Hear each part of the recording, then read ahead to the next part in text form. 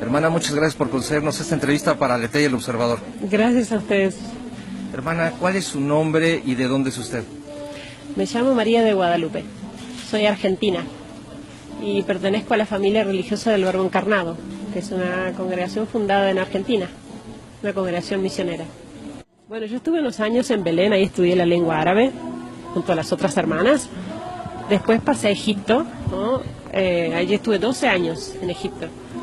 Y 12 años de mucho trabajo, intenso trabajo apostólico, incluso me tocó el cargo de provincial.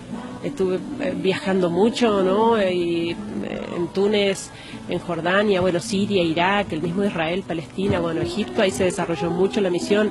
Es decir, realmente mucha actividad, una misión intensa, hermosísimos años de misión. Luego de esos 12 años, y cuando terminé mi cargo, realmente estaba cansada e incluso hasta se había resentido mi salud. Es por eso que mis superiores me ofrecen que yo elija un lugar tranquilo para ir a descansar un par de años. Es así que yo elegí Siria, lo elegí yo. Pero siempre lo cuento para que, primero para que se entienda lo que era Siria antes, ¿no? Como para elegirlo como un lugar para descansar. En segundo lugar, para que se vea como Dios nos lleva por caminos que uno no espera.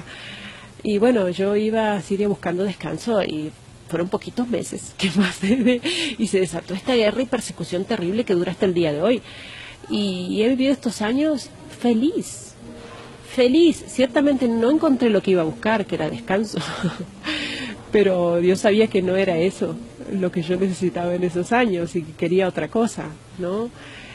Por eso yo personalmente lo considero un privilegio, una gracia de Dios. ¿Cómo es vivir en esa zona de guerra con el miedo tal vez de ser martirizada, violada, o secuestrada, decapitada? ¿Cómo se vive, hermano? Bueno, yo creo que hay una sola manera de vivirla y es vivirla bien, para vivirla bien. La única manera es por gracia de Dios.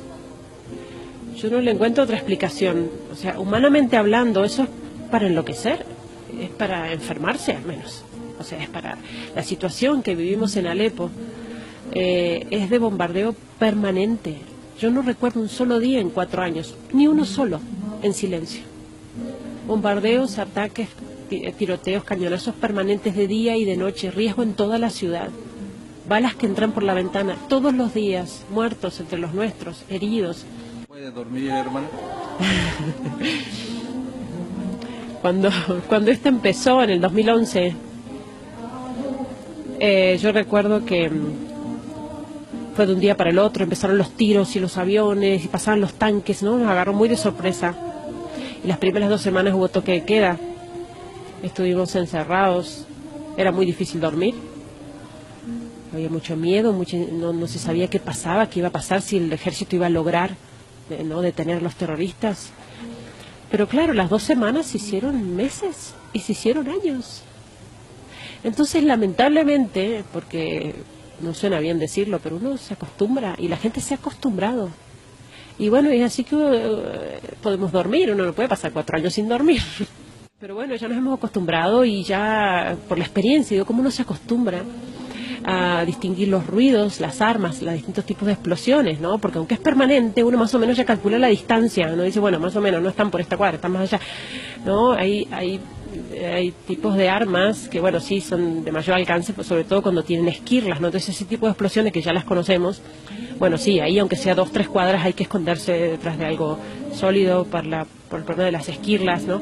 Pero en la ciudad hay francotiradores, por ejemplo, y bueno, uno ya sabe, va caminando, ya sabe que esta calle, ya conocemos las calles, que hay francotirador, y bueno, nos preparamos en grupo, 1, 2, 3, y cruzamos la calle corriendo lo más rápido posible para no darle tiempo al francotirador y de a varios para ayudarnos, ¿no? En el caso que le den a alguno, lo pueda tirar, lo pueda socorrer, pero esa es la vida de todos los días. Cuando uno ve que, por ejemplo, tuvimos una de las cosas más cercanas, cayeron 3 misiles apenas a 50 metros del obispado donde vivimos, 50 metros, cayeron 3 misiles, hubo más de 400 muertos, entre los nuestros, heridos, una cosa horrible. La catedral quedó muy dañada, no pudimos usarla por varios meses. Desde ese mismo día se duplicó el número de gente en la misa diaria, desde ese mismo día. Entonces uno dice, bueno, pero ¿cómo es esto, digamos?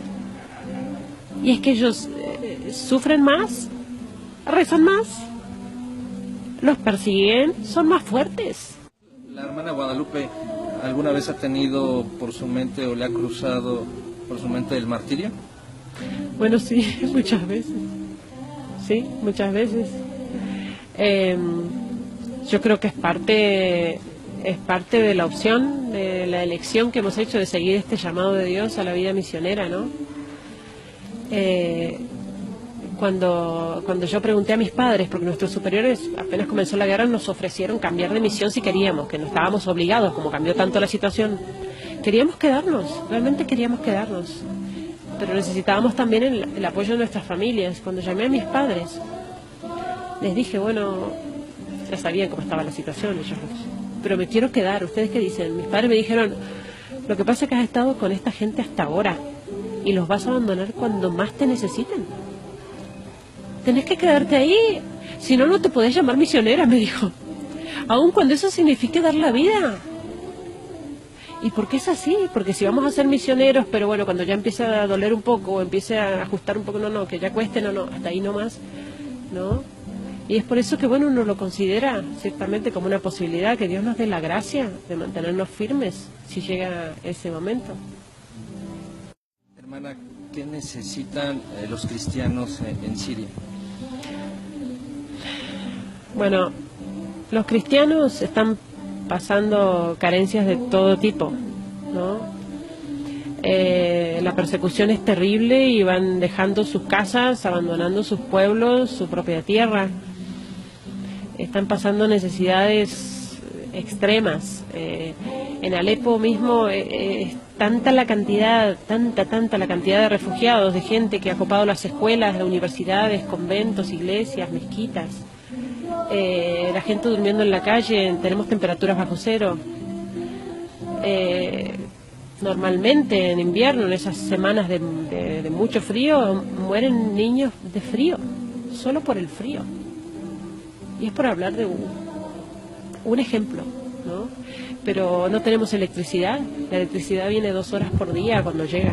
Agua una vez por semana, apenas unas horas. Y Alepo sufrió, sobre todo al principio, 1 año y medio casi, de asedio. Fue sitiada la ciudad, con lo cual se cerraron todas las rutas de acceso a la ciudad y estuvo sin insumos. Una ciudad de 5 millones de habitantes. Se acabó la comida, obviamente. Entonces, bueno, arroz, enlatados, fideos. La cantidad de gente que ha perdido sus casas, sin hablar de la persecución misma, ¿no? Las decapitaciones, los secuestros. Tenemos muchísimos testimonios de cristianos, incluso de nuestra parroquia, que han sido secuestrados, obligados con ametralladora aquí a renegar de Jesucristo, ¿no? De su fe. Y aún así, cuando ellos están necesitando tanto, que podrían hacer una lista así, ¿no?, de cosas que necesitan, cuando uno sale de allá, ellos dicen, pídanle al mundo que rece. Es eso lo que piden. Pídanle al mundo que rece. Lamentablemente esto está pasando desde hace años y el mundo no lo sabe. El mundo no lo sabe. O sea, tiene que salir la foto de un niño para que la gente empiece a decir, hay guerra, ¿por qué? ¿De dónde sale? Estamos en el siglo XXI. Que mandamos un mensajito de WhatsApp aquí y llega a la China en un segundo. Y puede ser que el mundo no sepa lo que está pasando. Entonces, por eso yo creo que es tan importante difundir esto, que se conozca, porque además más gente reza, más gente puede ayudar, más gente puede colaborar, cada uno en los medios que tenga, obviamente, eso queda a cada uno en el lugar incluso que ocupe, en el cargo que tenga, porque en esto obviamente tenemos distintos grados de responsabilidad en este conflicto, ¿no? Y en esta guerra, y entonces están quienes son los grandes responsables, a quienes ciertamente se les pedirá cuenta de esto, ¿no? Hermana, confírmenos esto, porque ciertamente nos llega información de que son decapitados, desollados, enterrados vivos, quemados vivos. ¿Esto es cierto? Totalmente. Es muy común, por ejemplo, cuando sale un colectivo, un ómnibus, como dicen, un bus, con cristianos, por ejemplo, intentando escapar de una ciudad a otra, por ejemplo, detienen el colectivo, bajan a la gente, a un lado los hombres, a otro lado las mujeres, los niños separados. Las mujeres son violadas delante de sus hombres. Después los hombres son acribillados o decapitados.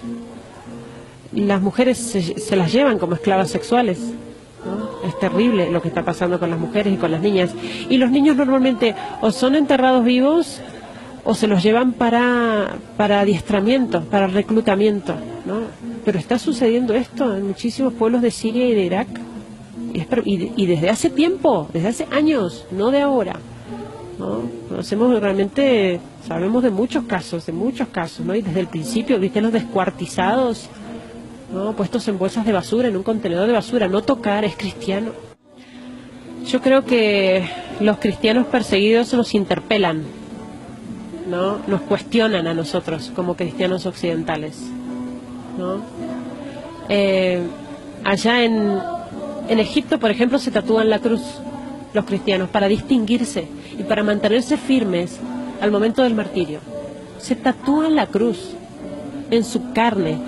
Y nosotros a veces en Occidente intentamos esconder que somos cristianos, o nos da vergüenza, o bueno, en algunos ambientes sí, pero en otros ambientes no voy a decir que rezo, no me voy a presionar en público, o no voy a... Bueno, no, porque eso queda, no queda, o no. Realmente nos cuestionan de qué manera estamos viviendo nuestra fe, ¿no? A que tenemos que vivirla con más coraje, sin miedo a manifestarnos como cristianos en el ambiente en el que estemos, a ser apóstoles, a ser testigos. Ellos están derramando su sangre, pero que no sea en vano. Cuando nosotros como cristianos miramos para otro lado y seguimos viviendo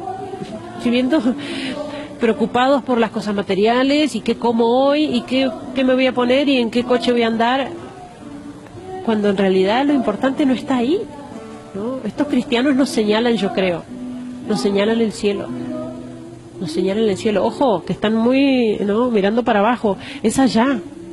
Ellos nos señalan eso, que está allá arriba lo importante y que hay que prepararse para eso, y que la única lucha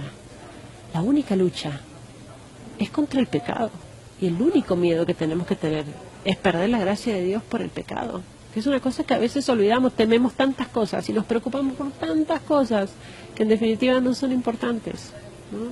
Por eso yo creo que el mensaje de los cristianos perseguidos es muy fuerte, y por eso digo que están provocando milagros entre los cristianos de Occidente, provocando milagros de fe, ¿no? De gente que reaviva su fe, de gente que se convierte. Por eso digo que aprovecharse de estos méritos y de este testimonio. Hermana, ¿quién le tatuó la cruz? Lo hicimos allá en Egipto cuando llegamos a la misión.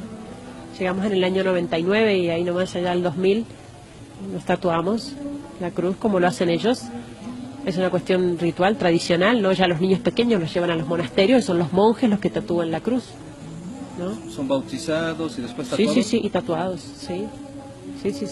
Es impresionante, ¿no? Porque, por ejemplo, en Egipto, donde también el cristianismo es minoría, uno, por ejemplo, va en el transporte público, ¿no? Vamos todos hacinados, amontonados en un colectivo o en el tranvía, y bueno, y agarrados, y uno hace así. Y uno ve que uno de otra punta hace así, y otro de allá así, y otro acá, y dice, somos 4. En este tranvía somos 4 cristianos. Es un montón, ¿no? Y el sentido es justamente también decir, bueno, si al momento de tener que entregar la vida por Jesucristo estuviera tentada de decir, bueno, por miedo, no, pero en realidad yo no lo llevo en la carne, que soy cristiano. También es un compromiso. Por supuesto, es un compromiso de vivir fieles a Jesucristo y de ser realmente testigos. Coherencia. Testigos, claro, realmente somos cristianos.